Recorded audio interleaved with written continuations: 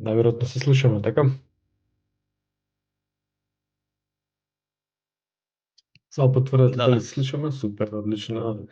Pearl Jam, Jeremy Spoken, гранч, еден цел, како викат, бран на музика гранч, источна обала на Америка, Сиетл и останатите градови.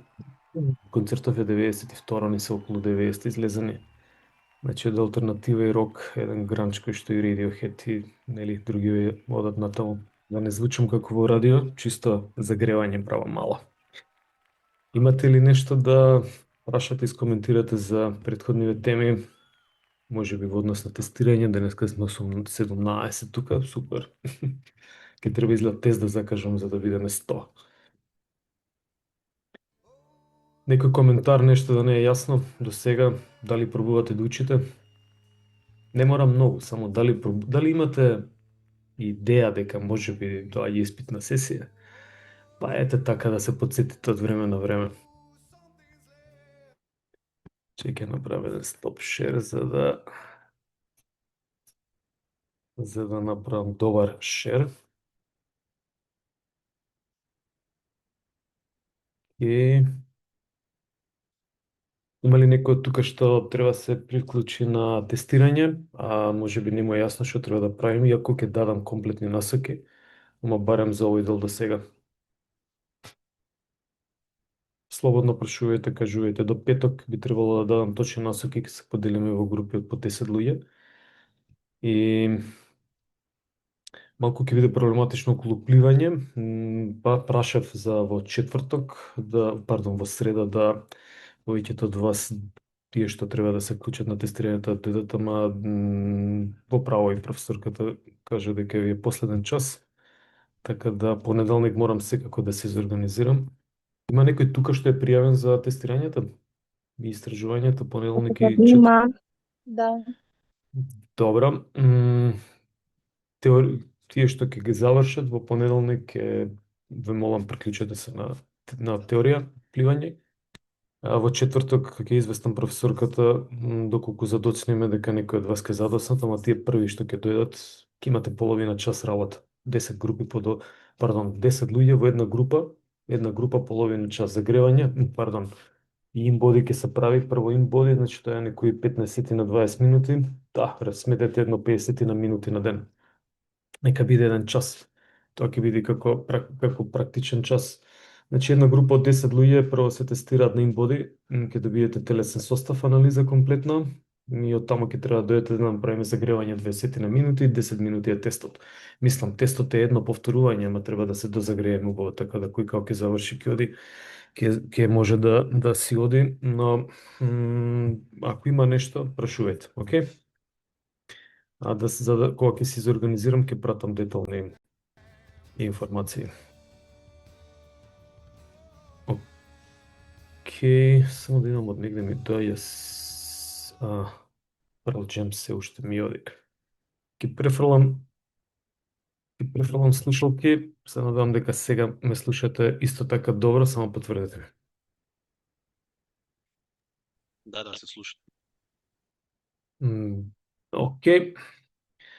Зборуваме за антропогенеза и во неја влегува антропофилогенеза и антропоондогенеза. И сега, ова е теоретски дел, така малку кој што објаснува всушност антропос, нели, човек, филос е корен, а онто е од ембрионалниот развој па до сега. Значи, генерално ние ќе зборуваме за движечки способности кај човекот, како они допринеле на некој начин во развојот на човекот. Постојат теории за развој на човек, нели, на теорија и Библијата кажува дека одеднаш тамо некако со магично стапче создадена Адам и Ева, иако тоа се преносни, нели, преносни информации. Но како и да е, не можеме се докажува, науката докажува нешто, но ние ќе пробаме да видиме што докажува науката а некои работи се недокажливи, едноставно се поставуваат како теории, нели? Секој доказ претходно бил теорија, додека не се изведе некој доказ. Без разлика ако гледате ова ме асоцираше на анималнава форма што стои тука, иако и човекот е анимална форма на мајмун. Мислам, човекот е анимална форма, дали доаѓа од мајмуни, дали, мислам, тие работи Дарвин ги поставил, ама не можеме до крај да ги, мислам, стојат како теорија, нели? Што е поставено, што е докажано и што успева науката да докаже, тоа е дека, например, ние сме живееле во вода. Дека без вода не може да има живот. И сега ова се сите теми кои што така пробува антропогенезата да ги разјасни. Нас не интересира моториката, но еве, и до ден денеска астрофизичарите и не астролозите, туку астрофизичарите, астрономите, кога пробуваат да истражат евентуален живот на некоја друга планета, тогаш тие бараат дали има траги од јаглерод диоксид, кој што представува дишење, нели, ако е формата анимална како што сме ние, и растенијата, и се што живее на планетава, и дали има траги од вода. Тука додека стои слайдов, ете, многу интересен момент е дека, например, нас анаеробниот систем за функционирање ни е остаток од генетски запис од моментот во периодот кога ние не сме постоеле како луѓе, ама нашите анимални форми претходно кои што живееле и обстојувале во вода, значи обстојувале во анаеробни услови, без присуство на кислород. Така да и ова се теории кои што, нели, сега што ви го кажав, пробуваат луѓето да го докажат, но интересен е моментот како нештава се пробува да се стават во некој калап и да ги разгледа. Инаку, можеби сте имали информација за овие теми, сите што ги поминавме, можеби не, но ако сте немале, доаѓате со информација дека движење, спортови, рекреативни активности, надпревари и така натаму, ама во позадина се малку покомплексни се нештата. Значи вреди да им се даде внимание за да може да добиеме така подобар увид на тоа што се случува, да не должам многу не ги сакам многу филозофирањата и теориите, но сепак треба да поминеме и да дадам некој вовет, нели, за овој дел. Така да, антропогенеза е составена од два момента, антропофилогенеза и антропонтогенеза. Во однос на антропогенезава дадов некој вовет, сликава објаснува дека што е тоа што најмногу допринело за да се оформи човекот како што е сега човек, инаку е тотално неидеална форма на живење, дури и организацијски. Например, најдобар менеджмент имаат еден вид на мравки, како вид кој што апсолутно во математика, мислам во теориите на организација на менеджерските системи се спојуваат, кои што објаснуваат дека се супер организирани, многу подобро него луѓето се организирани. Например, делфинот употребува поголем процент на мозокот отколку човекот. Но ние се сметаме за супериорни и некако сме супериорни во тоа ние што го правиме. Иако а, другиот жив свет си е супериорен за себе на свој начин. Но она што успеало човекот да го некако намести и донесе до овој момент е развојот на централниот нервен систем. Тој развој на централниот нервен систем приметувате се поставува, се провлекува ни слайдов на секаде, овозможил да дојдеме до моментот каде што луѓето така искористуваат машини, дури искористуваат и некои латентни простори машини, таму оние вештачки интелигенции што се нарекуваат, се со цел за да си го да го направат функционирањето поефикасно. Или претходно луѓето ќе видите биле ловци и така, и се уште се работи во земјоделие, ако биле претходно само земјоделци, па почнало стопанство, па тој однос на маркет и слично, но сепак во се од ова што постои на слайдов, развојот на централниот нервен систем, не можам да кажам се тука интелигенција, па кажам секој живо суштество и растенија, нели, флора и фауна си има своја интелигенција, но кај човекот особено се должи овој развој на околностите и на приспособување на централниот нервен систем кој што овозможил да имаме една комплексна интеракција со природата, со самите себе, сами за себе сме ние комплексни, но и да имаме однос со живиот свет кој што е околу нас. Па дури еве пробуваме покрај тоа што пробуваме да од кај да тргнам од негативно или од позитивно, да ја уништиме земјата, ќе тргнам од негативно, со војни искористување на природни ресурси, па дури ете тамо како се викаше тоа лужење, процес на лужење за добивање на злато, а тоа што ќе загадиме во околината, во околу не е проблем тоа за нас, но сепак има барем еден мал дел свеска некои луѓе кои што велат добро, доста сега дај да помогнеме малку планетава да ја заштитиме. И со се оно што постои на планетава, космонаутите кога ќе пратат снимките и кога ќе ги прашате што гледаат одозгоро, не гледаат единство, не гледаат војни, распарчени нации, раселени жители од своји земји или глад, туку гледаат единство. Така да тоа единство и кај човекот успеало да не донесе до овде кај што сме. Филогенеза. Филос на грчки корен. Така, тоа е дел од антропогенезата, значи од развојот на човекот. И сега ние да разгледуваме, мислам, дел. Ете, може и антропогенезата да ја кажеме како филогенеза, но зошто кога имаме термини да не ги искористиме. Филос, значи корен. Од што е антропофилогенеза? Кажав неколку пати од. Значи, го разгледуваме развојот на човекот од неговото настанување, значи од креирањето на врстата, на видот на човек, па до ден денеска. Тоа се епохи на назад, колку билјадници години се на назад. На претходниот слайд нели имавме тамо дека по Дарвин од настанот од мајмун, па ќе видиме и на некој друг слайд како се тоа разграничува. Инаку приметувате, почнав да си играм со ноутбук LM малку повеќе.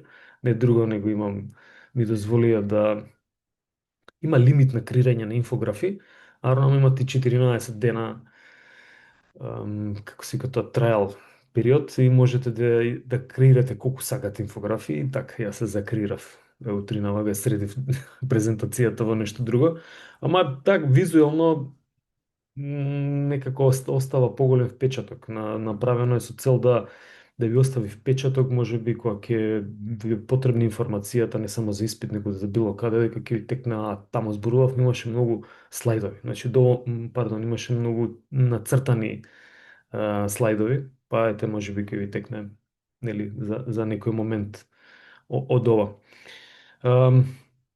Кога е настанал човекот и кога можеме точно да кажеме дека настанал човекот, нели првите таму мислам дека беа како нас научија Кромањон, вид на човек кој што наликува на човек, антички, не антички, тоа е само антички македонец, ништо друго. Ова зборуваме за друго сега, може би не знам и антички македонец е најстар. Како и да е, зборуваме за настанок на видот. Значи, од тогаш па до денеска. Сите оние моменти кои што влијаеле за да може човекот денеска да каже дека така секој со своите доблести и недостатоци да кажеме дека човекот е настанат и постои денеска како што ние го знаеме. Најмногу што влијае во оваа еволуција се движењата. И затоа што на почетокот не мислам, еве, ако гледаме екстремно, секој сакам во екстреми да гледам, сигурно не се занимавале со решавање математика, прегледување на звездите, да, имало и тоа, не викам дека не, но зборувам за она време дамнешно, многу одамно кога тој премина, ако гледаме теоријата на Дарвин нели, од мајмунолики животни кон човек, иако тоа траело многу долго, не било тоа преку ноќ.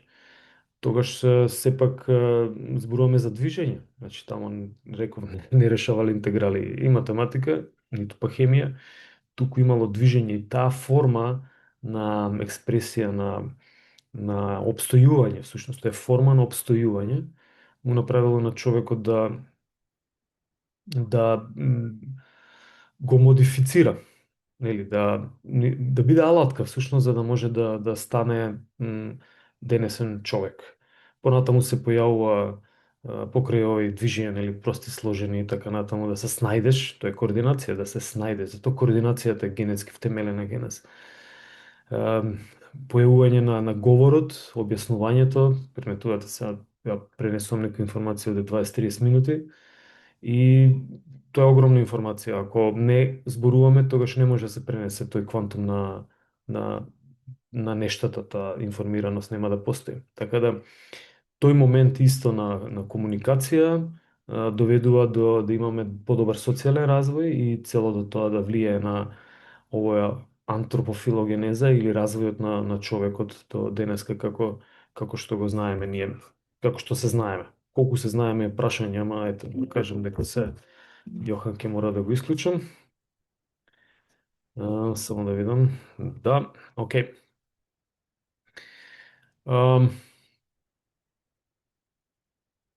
Ако гледаме подетално, значи какво бил развојот? Има фази, има еволутивни и инволутивни фази. Значи еволуција значи дека нешто се развива во позитивна смисла, инволуција значи наназад. Значи ние сме еволуирале во тоа што сме се исправиле на две нозе. Ето, ако ја гледаме теоријата на Дарвин и некако тука, мислам, факт е дека сме дојдени од морскиот свет, што значи сигурно не сме трчале таму на две нозе под вода, туку сме постоеле во некоја друга форма. И еволуцијата направило да ете во крајна смисла застанеме на две нозе, можеби ќе левитираме понатаму, ќе се ќе земјината рамнотежа нема да гравитација всушност нема да ни пречи, но сега за сега сме на две нозе. Но имало инволутивни фази, значи губење на некои карактеристики, баш нека биде тоа дека на четири нозе сме не се движиме, мислам нели на четири екстремитети, па рацете, раменскиот појас, ерабетниот столб, ќе видите понатаму се некои моменти кои што се некако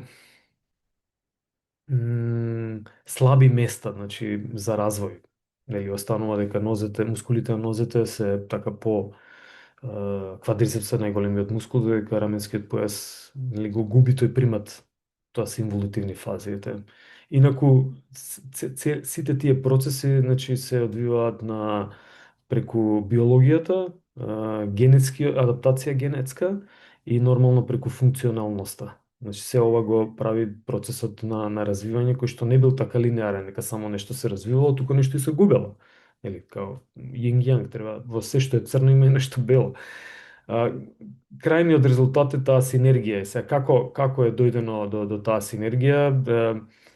Дојдено е со прилагодување и таму се нарекува мутација или иако може би лошо ви звучи мутант, но тоа значи не, мислам тоа е нормален процес, нормален термин кој што се употребува особено во генетиката кога се менуваат формите во нешто мутира во нешто друго. И ние сме и мутанти најверојатно ако го гледаме прачовекот, значи сме мутирале во нешто што сме оваа форма.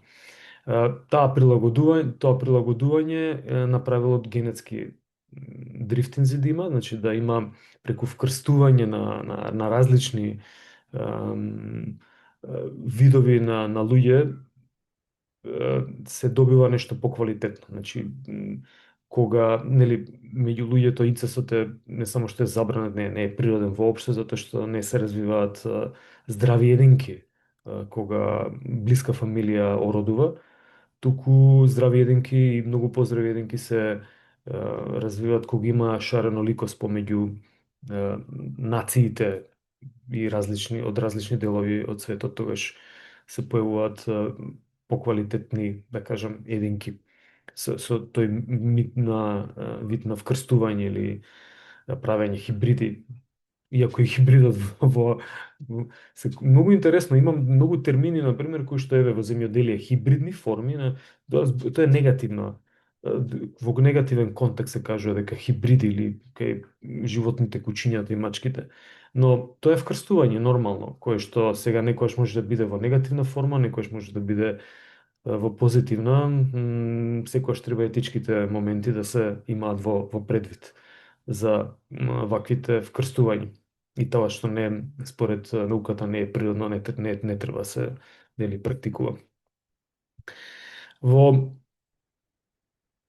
кај антропофилогенезава кажав дека постои тој процес развој и еволутивен, инволутивен.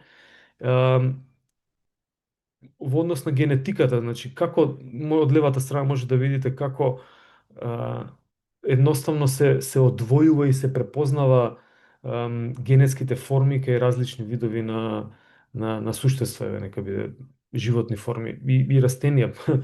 Имаше еден пример и го проверував дека ние со бананата и со крставицата имаме огромен број на слични гени, тоа во проценти нешто над 70-80%, но тотално друга функција имаат, нели? Едното е растение, другото е човек. Така да таа обстојување во природата направило да постои некоја селекција и да има некои единки се изолирале, па успеале на тој начин да се адаптираат. Например, имате во вода форми на живот кои што живеат во тотален мрак и тоа и на минус не знам која температура таму. Имаше еден инсект кој што може да преживее во космосот, во свемирот. Мотивирам, можете да проверите, не ми текна точно како се вика, прв пат го видов во Стар Трек и так, викам ајде ова е некоја глупост, но проверив, да, може да живее на минус 200 и нешто степени. Тоа е така прилично добра адаптација. Сега и човекот се адаптирал на некој начин и успел да нели да дојде до оваа форма. На Сибир пермафрост, првиот слој од земјата кој што се топи. Значи таму е постојан лед, пример. И со Сибир затоа што го спомнам, затоа што таму е истражено, таму е воочено. При топење на првиот слој на пермафростот се воочуваат форми на бактерии, микроорганизми кои што не се познати, не ги знаеме. Коски од животни кои што не ги препознаваме. И тоа е интересен момент дека во таа теорија на замрзнување, значи кога настанало смрзнувањето некои леденото доба, некои животни форми не успеале да преживеат и можеби баш за како резултат на тоа ние сме успеале и овие животни форми денес кои што живеат успеале да им се дозволи да проникнат. Тоа е како на асфалтиран пат ви текнува една мала пукнатинка и едно зрнце семе ќе успее да пробие, да проникне и да направи дрво цело. Но ако ја немало пукнатината, тогаш може би најверојатно немало да успее. Така да интересен е моментот што нас не овозможило всушност да дојдеме овде на план, мислам да дојдеме. Не сме дојденци, предпоставувам и тоа е теорија, но да успееме да се формираме во оваа форма. Секако, многу големо влијание, константно кој што влијаело на нас, тоа е гравитацијата и движењето. Гравитацијата како четврта димензија има огромно влијание. Космонаутите кои ќе се симнат од космосот, тие не може да се движат, мислам дека споменав, затоа што има декалцификација на коските. Едноставно, коската ја губи својата функција заради тоа што нема константен напор на коската, коската не е ставена во функција. Мускулите ги губат, значи комплетно, но и коската се губи. Така да гравитацијата е еден многу интересна сила која што влијае на нас. Сме учеле таму во кој одделение беше. Гледано историски споменав што го одликувало начинот на движење на луѓето. Тоа е дека тотално зависеле од движењето. Луѓето кои што не можеле да се движат, едноставно не можеле да се прехранат, па тука доаѓа социјалниот момент каде што нели фамилијата помага и слично, но генерално движечката форма била основна форма за обстојување. Понатаму доаѓа моментот каде што почнува од тоа натурално општество, каде што се тргувало со продукти, да преминеме во некој кој што е стопанско исто и овој дел е стопанско, но монетарно, каде што нели човекот се усовршувал и доаѓаме до овој начин на обстојување каде што не морам јас да одам да ловам или да берам, туку тоа е храната е донесена во маркет. Ја одам и тамо со размена на енергија, финансии, ја берам и ја купувам и ја ловам храната која што веќе е спакувано, само треба да стиснам тамо едно копче во рерна и да тоа се. Што е добро, дали е тоа добро или не, не навлегувам, но едноставно тоа се одликите кои што овозможувале човекот да дојде до овој момент, значи да дојде до моментот на управување со технологии и да дојде до моментот наместо да движењето и еве аеробно-анаеробните активности или моторичките способности да му бидат извор за екзистенција и се уште се денеска извор кај спортистите, но ние како дел од нас кои што не се спортисти, се наблюдувачи или публика, седиме и уживаме во движењата на другите. Значи, ако ми го кажевме тоа на овие луѓево, дека ќе дојдеме до овој степен каде што некој ќе ужива да ги гледа нив како они се движат и ловат нешто, што де факто било во гладиаторството, нели? Тогаш не знам дали би не сватиле, но ние сме стасале до тој степен. И овие нешта кои што се поврзани со движењата, ни овозможиле да ние можеме денеска да обстојуваме, па дури и да, нели, да не мора да се движиме, но сепак да сме дел од тоа кога гледаме или на било кој друг начин. Од друга страна тука се спортистите кои што навистина со твоето тело го и умот, не само телото, туку човекот го ставаат во функција преку движењата за креање на екзистенција. Како се поделени? Споменав, имаме предхуман стадиум и хуман стадиум или човеков. Основното нешто што е прави разлика помеѓу овие два стадиума е начинот на движење.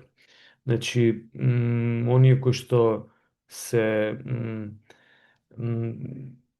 успеале како вид да се исправат, тоа е човекот, предпоставуваме затоа што другите, мислам, кенгурото исправен сами текнува на прва, но да не навлегуваме во тој момент.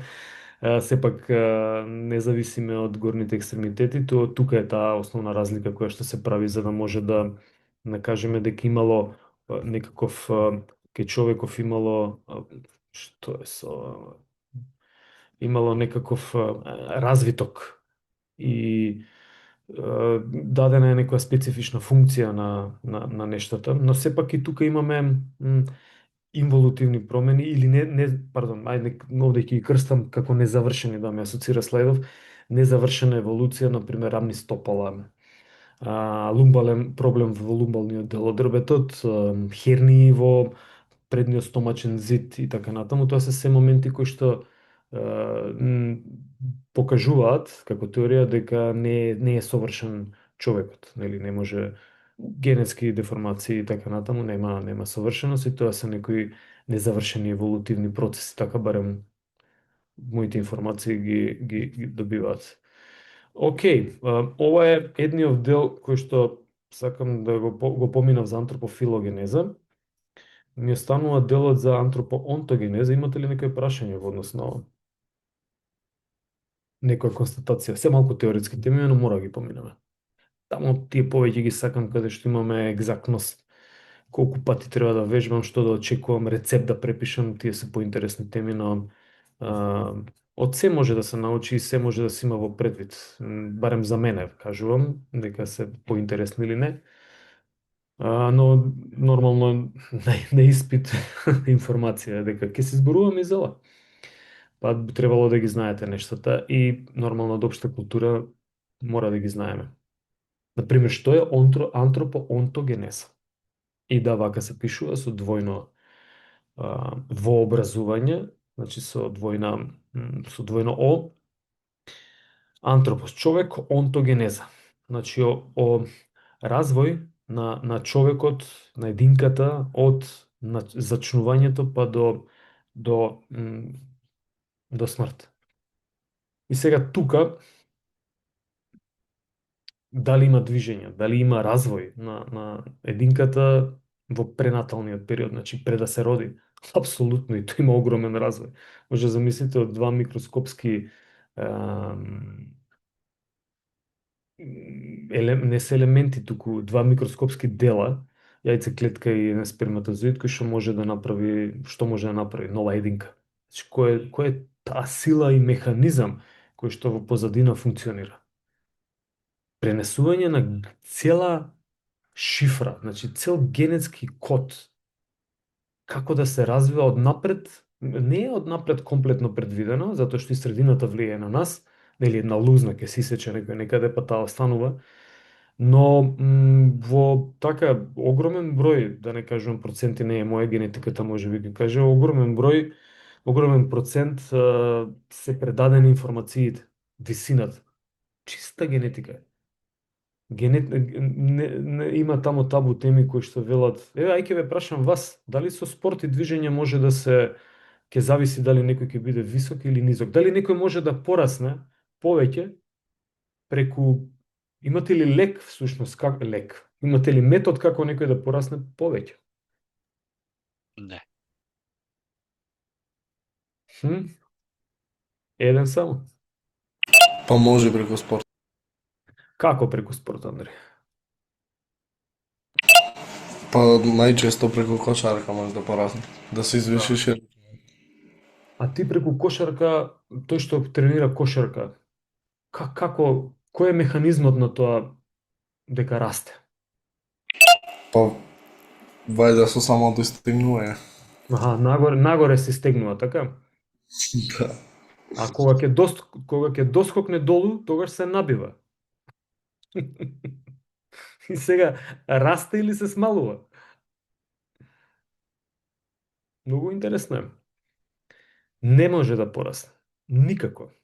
Тоа што е пренесено преку генетика, тоа е тоа. Може да го намалите човекот. Па во Јапан има тамо на одредена група на луѓе женски род, не им давале, им ги држале, ама и тоа е деликатно, стопалата во калапи за да не им растат големи, затоа што девојка со помали стопала била поприфатлива во општеството. Па може би затоа што немаме доволна исхранетост, па не може генетскиот потенцијал да се постигне. Тој и ке растенијата, тој и ке животните. Што значи дека ете може да има недоволен развој, ама ние да го бустираме некако растењето на луѓето, значи висината, никако не можеме. Нешто не му успеало на никого, туку едноставно тоа се генетски предиспозиции.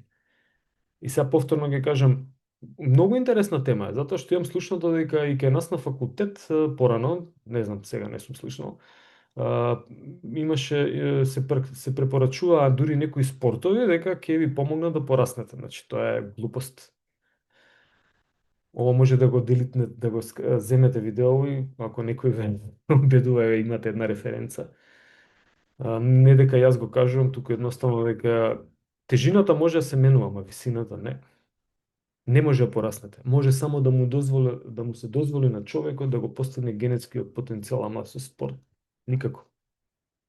Напротив, еве, секогаш ми кажуваат одбојкарите, кошаркарите биле високи, тоа е тоа. Како они кога подскокнуваат и кога доскокнуваме сите, па ние амортизацијските моменти кои што се дискусии, менискуси ги секогаш им правиме пресија и тие атрофираат. И луѓето со тек на време се намалуваат, кои кога постигнат максимумот, во старост луѓето се намалуваат, не знам дали сте приметиле. Тоа е баш заради тие моменти, заради тие компресивни патолошки промени кои што се појавуваат на меките ткива кои што делуваат како амортизер. Ама па дека ќе порасне некој, не може, нема шанса. Ова се теми кои што ги објаснува антропоонтогенезата. Значи нас не интересира што се случува и како, што е тоа што нас ни овозможува да растеме. Значи од пренаталниот период, каде што има бурна реакција, кажав, од оплодена яйцеклетка па до до развој на единка бебе кој што излегува и има инстинкт за плачење, значи комуникација, прием на храна, првите движења кај децата се со што се уста и белите дробови за внесена на кислород. Значи тоа никој не го учи, тоа е пренесена информација. Мислам дека имаме нешто понатаму. Да, Бершне го спомнувам овде повторно, каде што вели дека има фаза на созревање на централните нервни системи и дозревање, значи каде што созреваат, зреат и понатаму дозреваат. И тука се тие периоди кои што ете се спомнува, на пример, пубертет, па после пубертет се уште дозреваат. Нели? Ама созреваат на почетокот, уште во пренаталниот период, значи пред раѓањето. Ова што се појавува, на што не интересира, значи, еве, не знам, најверојатно прашав, ке прашам уште еднаш, дали може да измерите колков број, да изброите колков број на движења може човекот да изведе? Дали може? Не може. Можеме да изброиме она што науката преку математичко-статистички методи и добро поставени методолошки истражувања воочила дека има околу таму 6-7 моторички способности, 5 некои 3 ги нарекуваат основни. Моторички способности можеме да изброиме, ама колку број на движење на учење и какви све можности и опции на движење има, тоа е бескрајно поле, море, од океанот од движење. Значи секоја капка е едно движење, најразлични форми на движење. Тие се овозможени од мускулите како двигател, како нешто што прави придвижување на лостовите кои што се коски и целото тоа споено преку зглобови. Значи, ова за да созрее, треба некоја генетска информација да се има. Вели променливост на тонус, некој го контролира тоа, нели? Па различни комбинации, па сега се активираат ова мускул група, па ова мускул, другиот мускул е стабилизатор и на движењето. Нема контракција, туку има статичка контракција, како помош, ама основата имаат некои други мускули. Значи, цела таа шема на организирање, тоа е покрај тоа што допринело за развој, но овозможува, е пренесено во генетиката дури од нашите предци. Се пренесува и ни се дава како потенцијал за ние после тоа да знаеме сушност поефикасно електричните импулси да ги праќаме до мускулите и да добиваме назад информација. Нели, да не бидеме како вика реакција нула. Нема никаква реакција. Додека се развиваат, додека зреат единките, поминуваат некои законитости во овој психомоторен развој, психофизички развој. Значи тоа се спомнува алтернативност.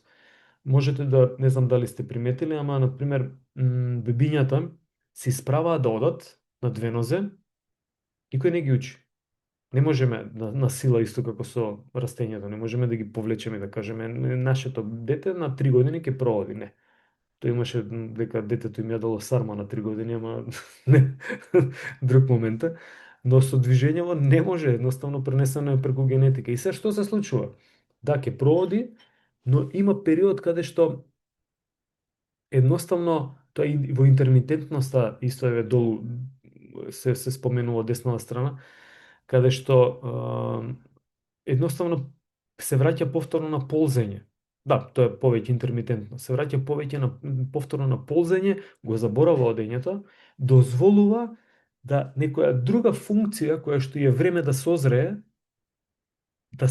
затоа што едноставно кворумот, рам меморијата или тој простор, базенот не може да прими повеќе од 10 луѓе, на пример. Значи не може да прими повеќе од 10 информации, се ова карикирам, не се 10, туку едноставно треба да се направи простор за да може да созреат и некои други моменти. Затоа велиме алтернативност. Значи, едното созрева, другото чека, па кога ќе му дојде момент, тогаш до ова другото ќе почне да созрева, прво ќе причека, ама тоа замислете дека се можеби илјадници такви процеси кои што постојат во позадината.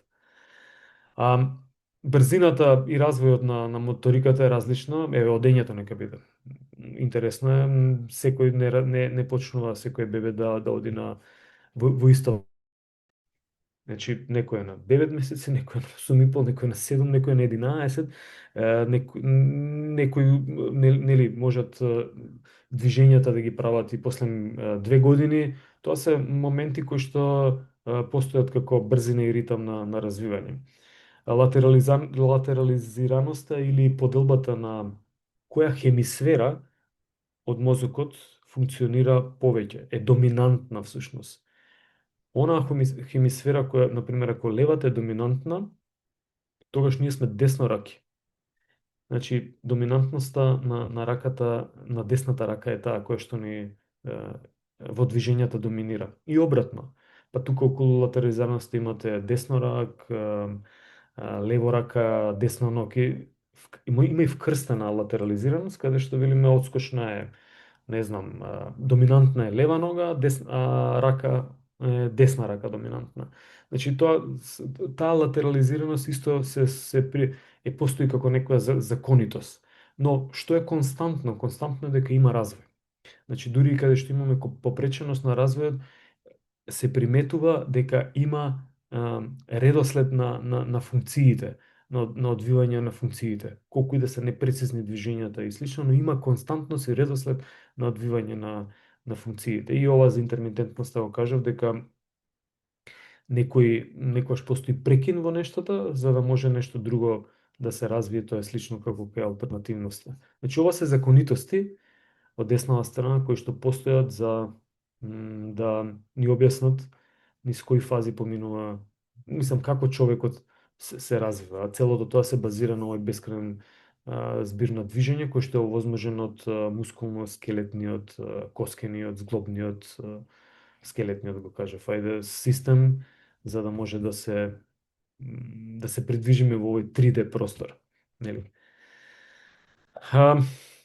Генерално науката се сложува околу тоа кои се фазите по развојот на децата, на човекот. И сега овде кога зборуваме за само да видам од десната страна, мислам дека се во месеци, да, значи до негде 2 години. Што може да очекуваме? Се нас не интересира, например, за да се процени така некој дали е развојот во ред или не, и дали треба можеби да се интервенира и до каде може да се интервенира. Обично педиатрите развојот го проценуваат преку мерење на тежина, висина и функција на движењето. Значи, движењето во функција, како е ставено. Така да, движењето приметувате, се употребува во педиатриски цели, значи во проценка на развој и да може да се каже, например, единката на која возраст е. Нели, не знаеме, две исти бебиња, ама едново може би е по-возрастно од другого, затоа што без разлика на тежината, затоа што има по-префинети движења или прави нешто што е по-префинето во однос на првото. Што се препознава, значи на почетокот кажав е рефлексни движења. Тоа се оние безусловни рефлекси што ги учевме кога зборувавме за формирање на моторички навики. Безусловно нема условување.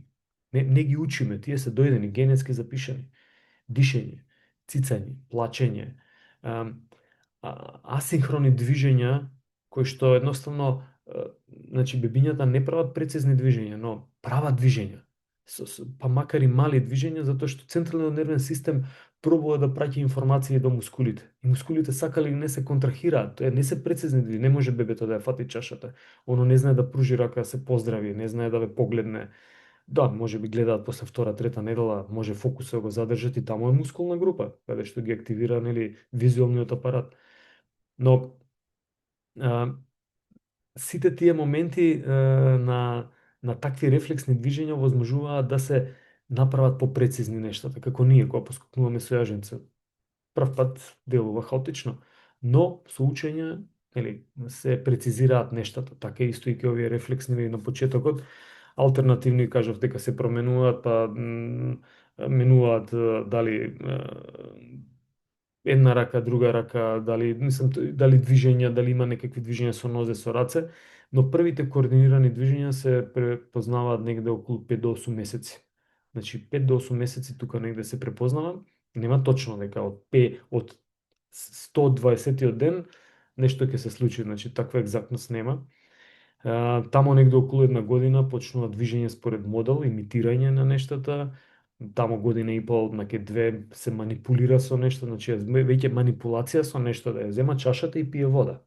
Манипулира со чашата, ја користи чашата, не е дека ја искористува, нека биде ја искористува чашата, но од нас не интересира движењата. Значи прави движење за да може да се напие вода. И таму после 2 години веќе може и да има, например, скијање. можете ги учите дечињата, ќерка ми на 2,5 години почна. 3 тука негде беше, каде што веќе може да со фаза на имитација да ги учат, да учат и не само скијање, нели, и други многу форми движечки. Од левата страна е сличен некоја структура на, пардон, фази на развој. Постоje многу, но сите се тука некако. Значи, сите се во близина. Сите објаснуваат за слични периоди. Ова е англосаксонска терминологија, затоа е ставена тука. Овде има еден линк за даунлод, ова е супер мапа.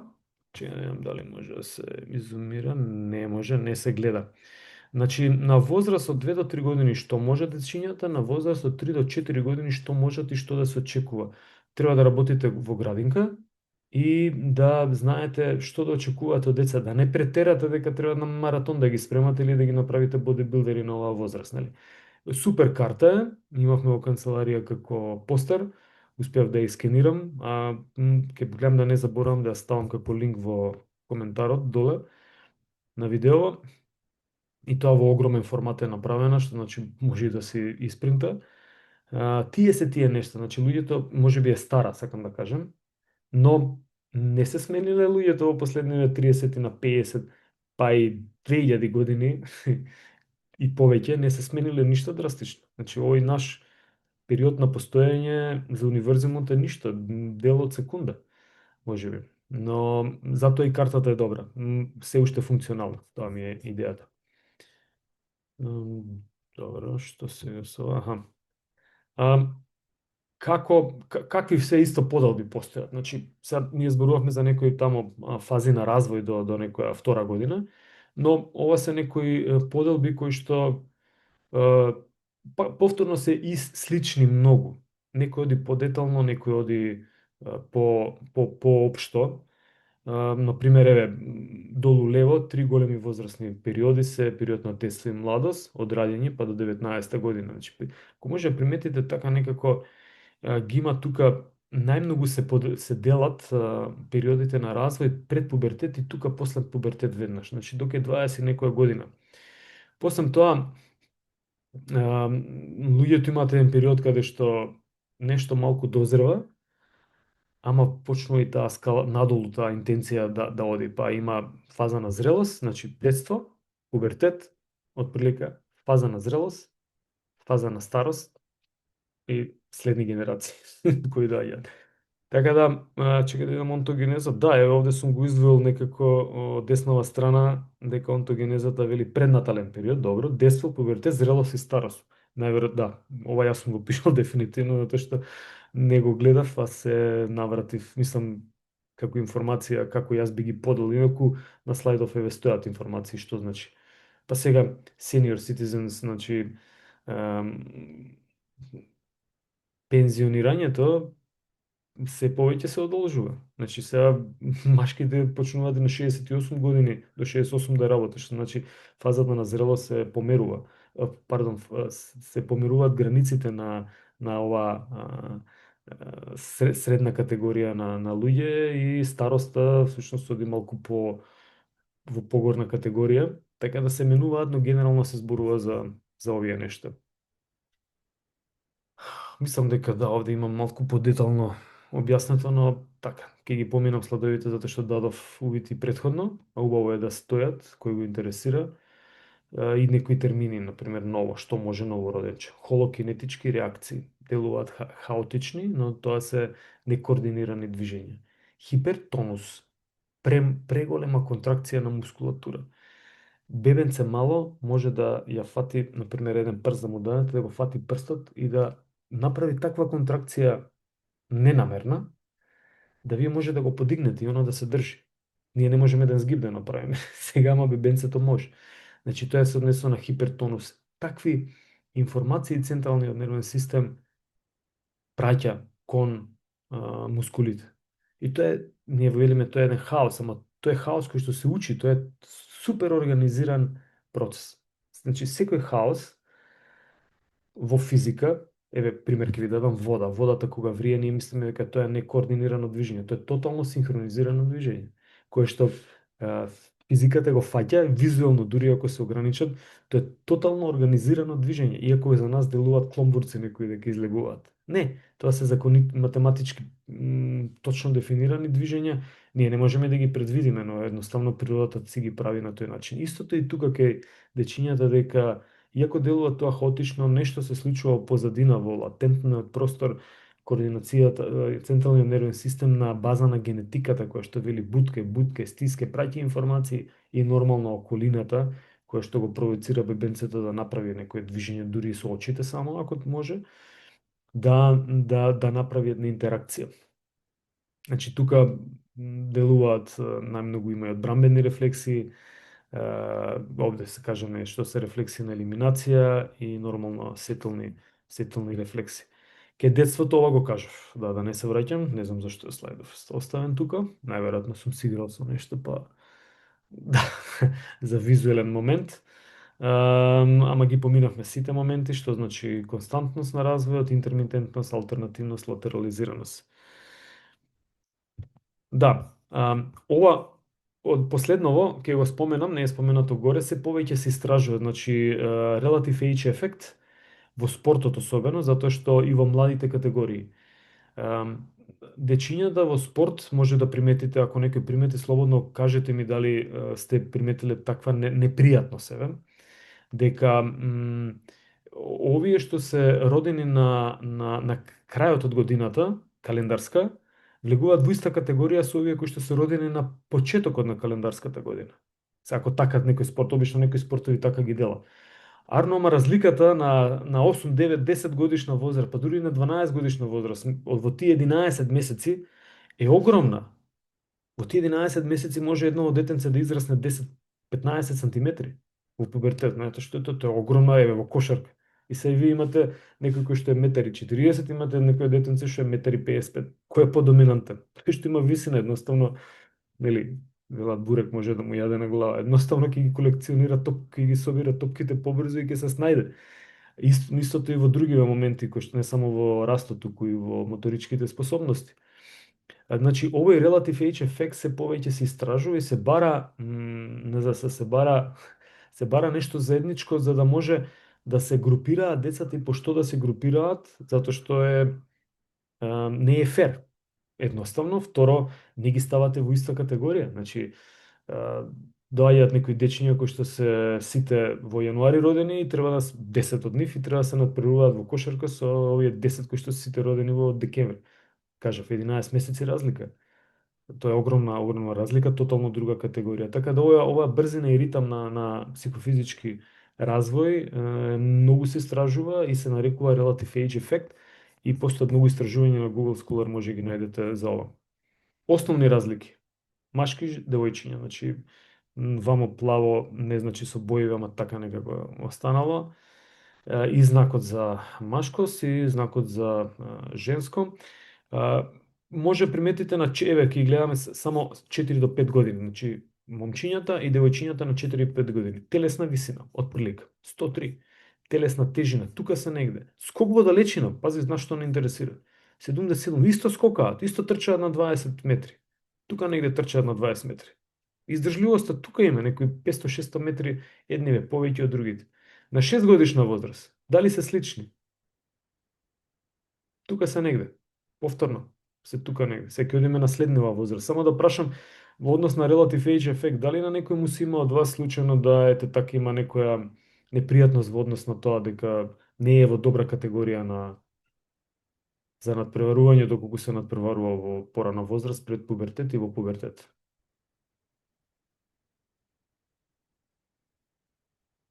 Океј, може би и нема. Овие три теста, еве повторно нови се, овде нема издржливост, само има лежи седи. Ова се некоја абдоминална мускулатура. На 8 годишни и на 12 годишни. Дали на 8 годишна возраст постои некоја разлика? Голема? Апсолутно не. Може да ги проскенирате бројките. Дали на 12 годишна возраст постои разлика? Па не гледам. Почнува нешто тука, може би трчање, ма и тоа зависи каков примерок на испитаници е земен. А, на 12 е кажано, намерно сум го ставил тука за да се види која е разликата меѓу 12 и 19 години. Ај сега да видиме дали постои разлика на 19 години. Тоа е тука негде ваша возраст. Скок во далечина од место 230 машки, девојчиња 184. Овие информации земени по Курелич. И тестот за скок во далечина беше задолжителен, плюс на оние три теста. И нормата беше да се помине 230 сантиметри неба дијала, затоа што најголем дел од популацијата подскокнува 230 сантиметри. Нашата популација во обемни истражувања, гледате на 19 годишна возраст. Кај колешките тестот беше скок во далечина со минимална нормата за да се помине беше минимум 180 сантиметри. Неба дијала затоа што е на база на истражувањето. Но веќе кај 19 годишна возраст е тука идејата ми е да видите дали постои разлика во телесна висина и тежина. Да, тоа е генетика. Не дека некој јаде повеќе или помалку, ту генетика едноставно точно тука тестостерон се лепи мускул, нели народно кажано, но има и кај девојчињата има тестостерон, и кај машките има естрогени и прогестерони. Значи тоа е и ги има, само во која форма и колку. Не во која форма, туку во кој квантитет ги има. Па еве пубертетот прави дека кај машките и кај девојчињата тестостеронот прави за да се развојат мускулите, но кај машките повеќе, па може би тежината се базира на тоа и висината исто, хормон на раст и така натаму. Тоа се се генетски информации кои што се пренесуваат. Трчање 12 метри. Куперов тест, еве ви Куперов тест. Нормата не е бадијала ставено 2700 метри. Најголем дел од популацијата на овие простори успеала да истрча средна вредност 2700 метри. А вие сте студенти на факултет, за вас се очекува на наш факултет за физичко образование, спорт и здравје, се очекува многу повеќе да можете. Кај колешките е 2100 метри. Колку беше нормата? 2100, така? Не, 2400. Тука сме ве зезнале. 2400 метри. Но поентава на следот се дека се разликите приметливи. Веќе на 19 годишна возраст. На 12 има некои разлики, но тоа е тоа. Ама се ако направите разлики исто така во едниот пол, машки, помеѓу 12 и 19, и помеѓу девојчиња 12-19, исто така може да видите дека постои огромна разлика во нешто. Пази, 17 килограми. Вамо е скоро 30 килограми, кај машките средна вредност се променила. 30 килограми, па тоа треба да се адаптира од кардиоваскуларен систем, од коски, мускулите треба да израснат, а и централниот нервен систем треба да се справи со се тоа. И не само тоа.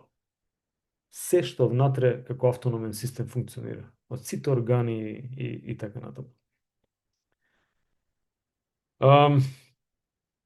На кратко, некои особености, јас би го нарекол златен период на моториката. Го спомнавме кај координација и затоа е ставен овој дел. Нема хиперактивни деца. Значи, хиперактивни деца, според мене, кој сака нека ги калапи, како сака нека ги калапи, нема. На секое детенце може му се најде, на секој лонч има капаче, како велат, на секое детенце може му се најде што него му е потребно и да се примени. Ако му е потребно да биде хиперактивно, да, треба да се подржи. Но да пробаме и да видиме, нели, да тоа не преиде во нешто што така може да прави проблеми. Но моментите од типот во оваа 7 до 11 годишна возраст, немој да трчаш ке паднеш или ке се испатиш, не е окей. Не е добро. Треба да трча, треба да поминат се да биде безбедно, нели, и да паднеш.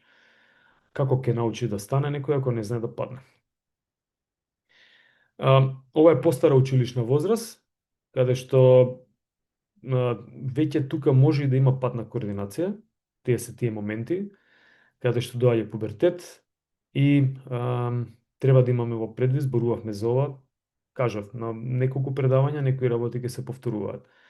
Значи, координацијата може да има стагнација, дури назадување, незаинтересираност, едноставно така, ми треба кафе, вела.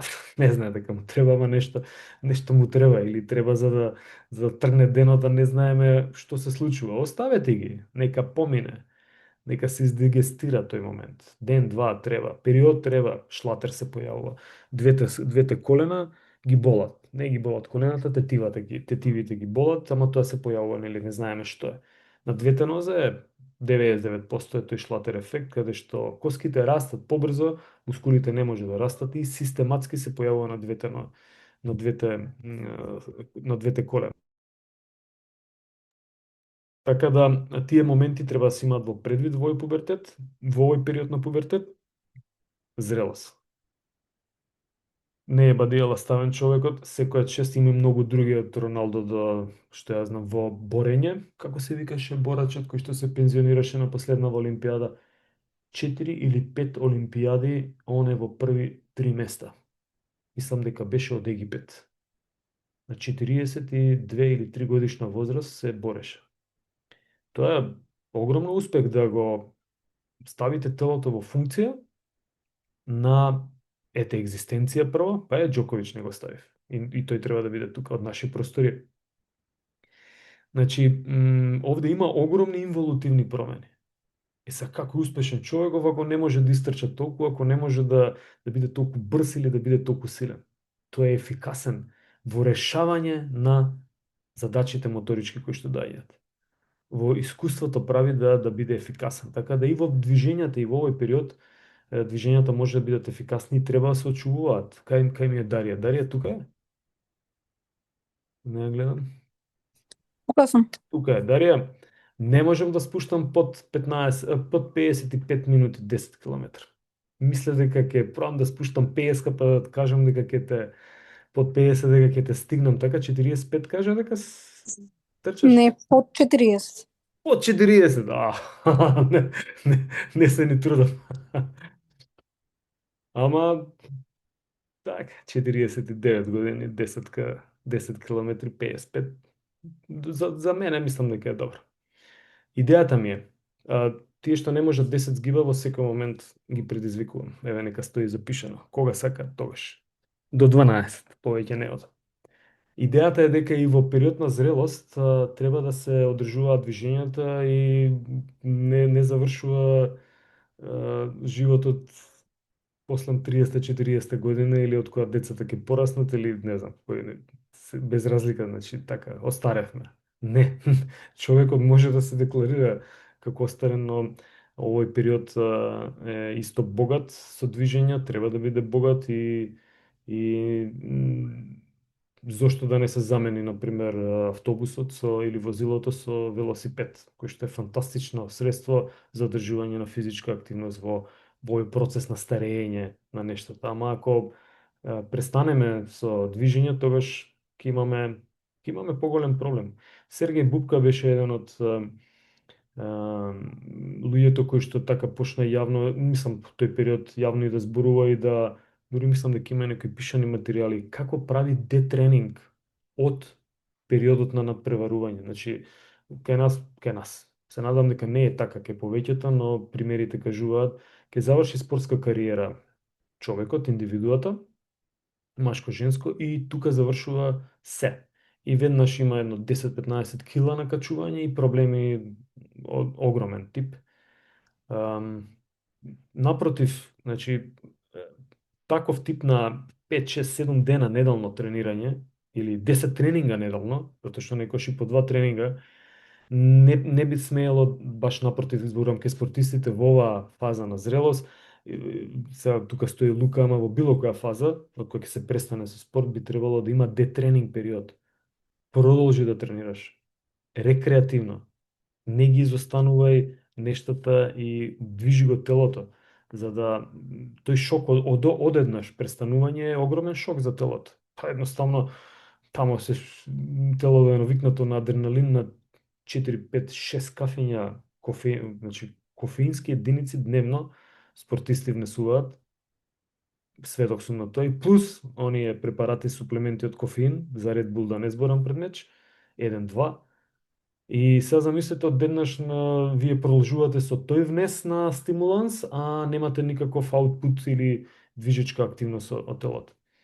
Така да смирувањето или стабилизирањето и особено кај спортистите во овој период треба да биде така некако природен, да нема одеднаш рез, значи да нема праг некој да нема рез, туку да има полека намалување и сепак да се задржуваат активностите и да има движење. Едноставно не движење на коленскиот зглоб, па следното трчање може да направи поголем шок отколку ако сте го задржале тоа ниво на трчање. Сега таре ме замисли 40 минути. А велосипед возиш маунтин байк? Да, возам. Мислев тамо да се да пробам нешто. Наводно си имаш качувано со велосипед до врв. Не, Галичица. Галечица. Добро, мене ми беше еден од активностите, што мислам маунтин байк многу возев и водно ми беше после вака студирање, што има да се учи и генерално завршував до 6 часот, испит на сесија јуни и после тоа водно. Со велосипед, мада сме одели на секаде. Овие спортови на издржливост малку повеќе ми лежа и ми интересира. Староста. Така, може да се примети дека ова е Роберт Лида, 81 годишен. Што имаше сега, на кој маратон имаше така повозрасен старец на 90 и нешто години кој што го помина, мислам дека некаде видов по медиумите, ако имате информации кажете. Ако некој може да провери во меѓувреме, исто супер, значи Лондон маратонот мислам дека беше. така некако. Да, Лондон. Да, значи пазете колку 42 километра скоро и тоа нешто некое време тамо 5-6 часа мислам дека беше. 7 нека бе. 7 часа. Секоја част. Секоја част. Иако има драматичен пат и на сила и на брзина има брзина пат тамо веднаш после некоја 30 година. Тоа се гледа, особено фудбал, тој е брз, страшен и тамо се приметува дека се губи на брзина, ама се губи и силата, се губи издржливоста. Едноставно телото вели добро, доста е сега, ајде да не претеруваме многу. Рамнотежата се губи, флексибилноста може да се сочува. Може да се сочува затоа што мускулите тонусот е, го се намалува тонусот едноставно и ако ја држиш флексибилноста, ја одржуваш, тогаш може да се сочува. Ако не се одржува, тогаш настануваат контрактури и слични моменти на лимитирање на флексибилност. Затоа флексибилноста е малку анатомска способност, не влегува многу во моторичките, иако ние ја земаме затоа што ни треба да ја имаме. Овде некоја препорака има. Подобри животниот режим, подобри го животниот режим, ке сменам веднаш. Чекај да видам. Подобри го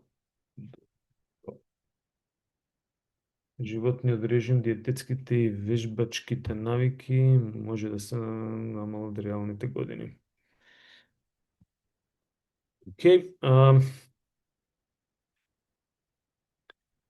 ова е според Way и соработниците кај што вели за овој long term athletic development, може го најдете како LTAD, се повикуваат многу автори на него и што значи?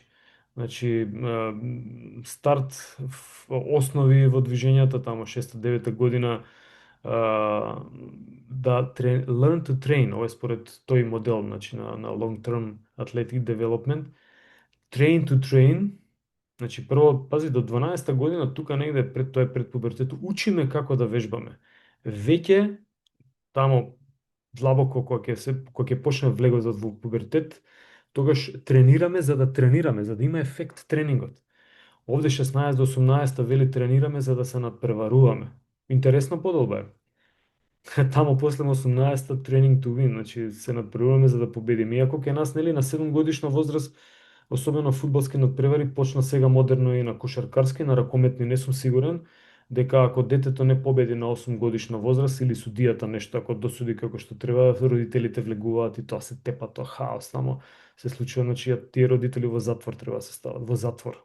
Да, и да им се одземат децата, социјална служба ако има. Јасно и гласно. Да се превоспитаат, затоа што они прават демидж, како се вика, прават Штета. Како? Штета. Штета, фала. Одлично го барам зборов после час и нешто. Прават штета врз децата. Прават вистинска штета врз развојот на децата. Така да, ако има добра социјална служба, тоа може да го санира. И пазе, затоа го зборувам, каде е моментот тренирај за да победиш? Кај се препорачува да биде момент? Не на 7 годиш, не на 10, не на 14. Тамо 18, ако те интересира, да. Супер, тамо тренирај и бори се да победиш. Инаку, нели, спортот е гладиаторство. Еден супер пример ќе кажам од што значи во овој период едукација и спорт. Сите очекува, сите повеќето спортисти очекуваат, нели, тука ја сега ќе станам Џоковиќ и Брахимовиќ и што ја знам Роналдо и така натаму и супер, тоа е одлично. И така и треба да биде, треба да имаме очекувања. Има еден паралелен момент кој што се вика едукација. Може би знаете или не, Лирим Ќамили, репрезентативец од Данска, не, он е магистер економија, иако е професионален фудбалер. Зошто? Затоа што во негова фамилија истото и со како беше другиот од Данска, ќе ми текне ако го имате во двајцата игра во исти клуб. Ќе ми текне. Значи, истото беше и ке него и он има, мислам дека факултет има сигурно, не сум сигурен дали мастер има завршено. Ке нив основното нешто во овој период на развој од фамилијата било дека на прво место е едукацијата. Ако сак со Ќемили тоа го зборував и супер е за информација, вели мене родителите ми рекоа сакаш фудбал, нема проблем, тренирај, ама прво ќе учиш. Ама знаеш, имам тренинзи, не ме интересира. Значи, завршувај факултет и тренирај. Ако можеш, супер. Ако не можеш, тогаш прво ќе учиш. Зошто? Може би е неправилно или не, не знам. За мене е супер пример. Зошто? Затоа што може да се прават и двете нешта.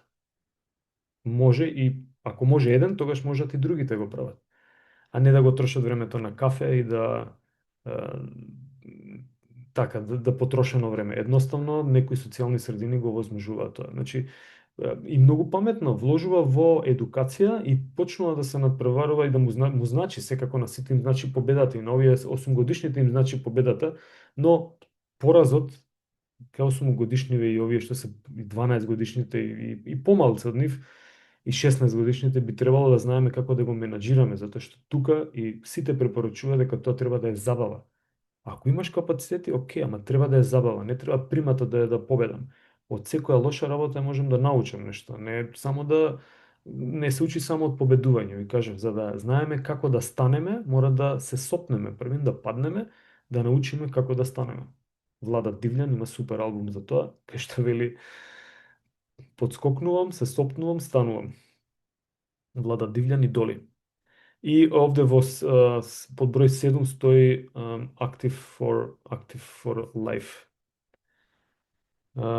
Значи да бидеме активни низ целиот живот, затоа што животот не завршува, особено кај спортистите, со тоа дека ќе заврши кариерата на колку години ќе заврши, нека заврши на 45. А следните 50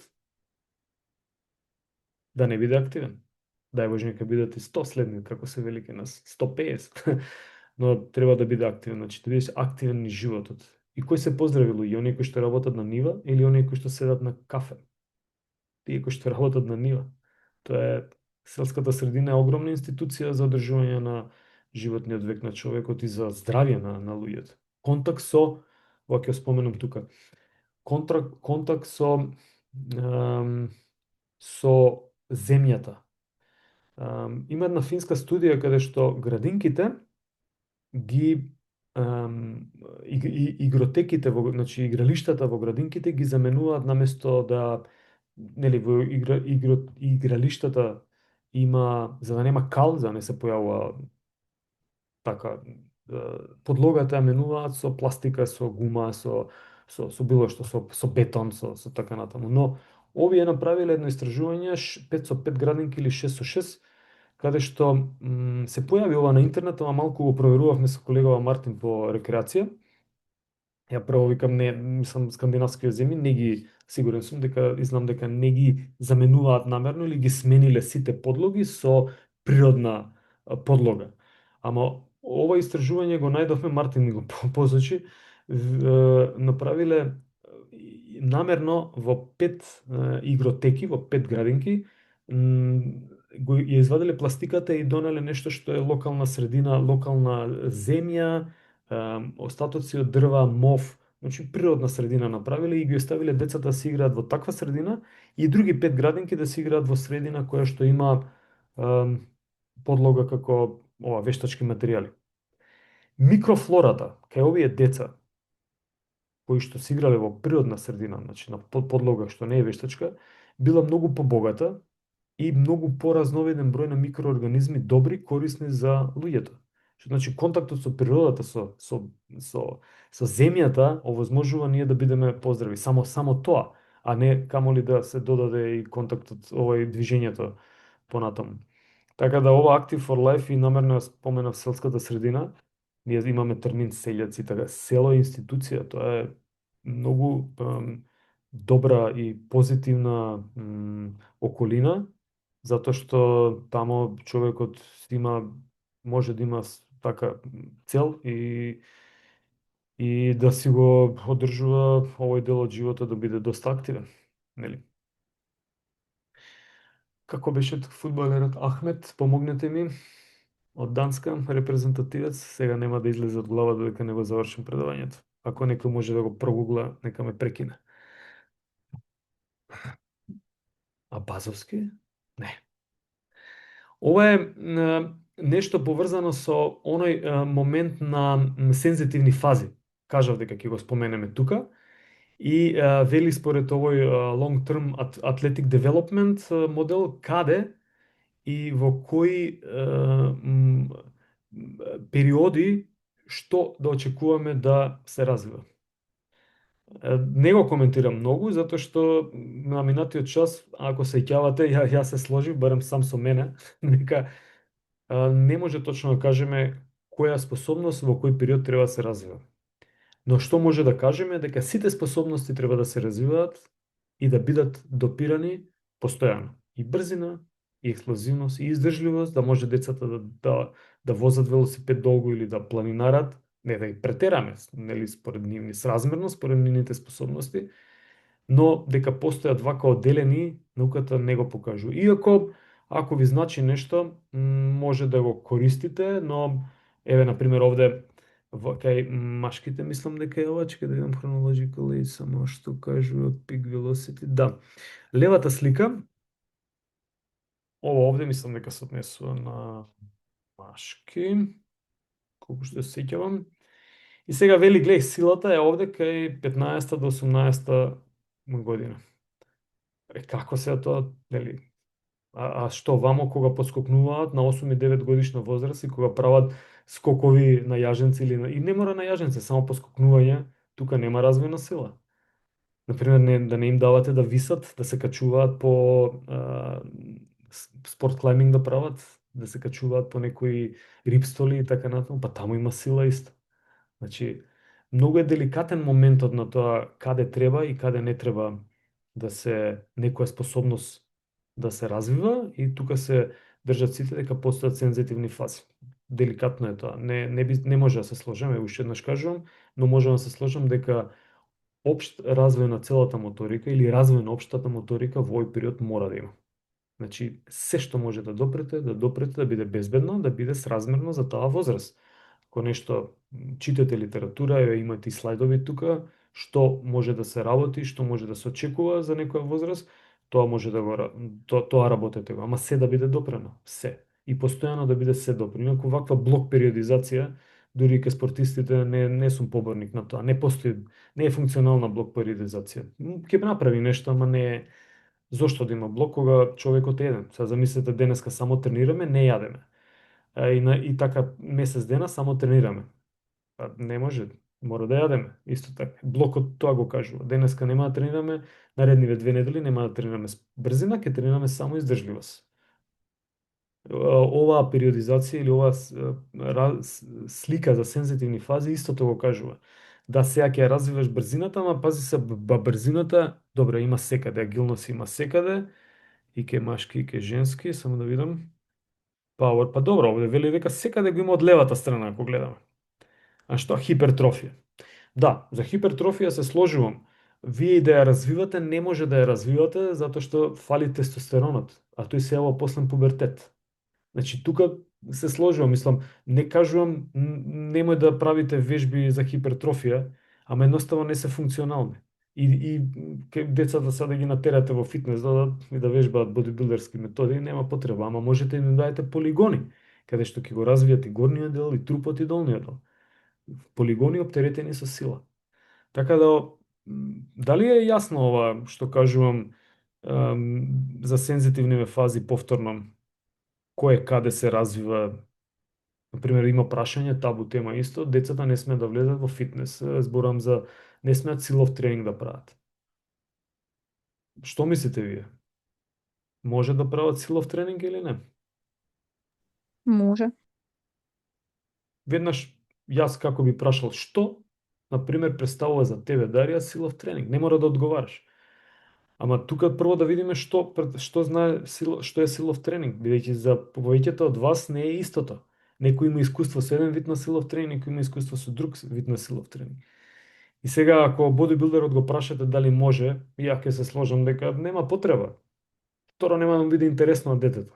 Ти дете еднаш, вториот пат ќе каже сакам да се играм со другарчињата. И сега низ играта со другарчињата како да ја развиваме силата. И брзината и издржливост.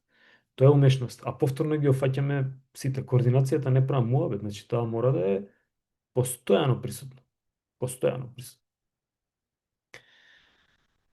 За ова зборував и веќе кажав нешто.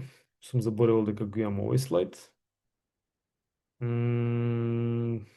Треба да се преиспита што се тоа сензитивни периоди и така натаму дали навистина постојат. Чекај да видим овде трнам за да се види што пишува. Океј. Да. Овде имаше една слика, негде да ја имав со Трамп. На крај, каде што предпоследниот од овие Трамп и вели добра, се зезнавме што зезнавме, се вратиме назад. Океј, јас имам толку. Имате некој коментар, прашање, забелешка, нешто да мислите дека не е точно?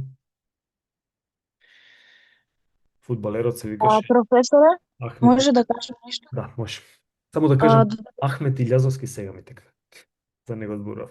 Повели.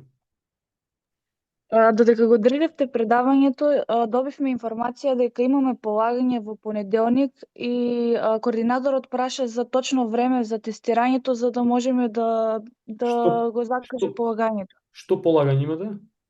Кинезиолошка антропологија. Не, нема да имате. Сега ќе се слушнам. Нема да имате. Добро. Не, фала што ми извести. Да, не сме ние меѓу нас координирани, ќе се слушам со колешката и ќе ја објасни. А кој е координаторот за тој предмет? Леонид Грашковски. Леонид, он обично се вклучува. Најверојатно ги чита информациите, пишав таму дека во понеделник ќе имаме нешто закажано веќе. Како и да е. Затоа е проблематично кога има многу, ама Леонид е на цела генерација, така? Да. Добра, тоа е веќе окей. Мислев да немате поединечно. Ева, фала на информација, од тука звонам кај колешката за да се договориме. За понеделник, евентуално покасно, ама ќе ви извести таа. Имаме нешто друго? Нема. Ајде, да прекинувам снимање, ќе пратам информација, уште некоја информација ќе пратам за тоа да молам ако има некој од вас што е тука да се запише барем телефонски број за да може полесно да се организираме и да ги пратам групите која група која би се тестирала во понеделник. Очекувајте вторник и четврток дека ќе имаме настава, вторник и среда ќе имаме настава, четврток не сум сигурен и понеделник, но вторник и четврток имаме настава или двата дена во сала, или еден ден во сала, еден ден надвор. Ќе видиме како ќе биде, издржливост треба да поминеме. Имајте убав ден, се гледаме. Поздрав до сите. Пријатно.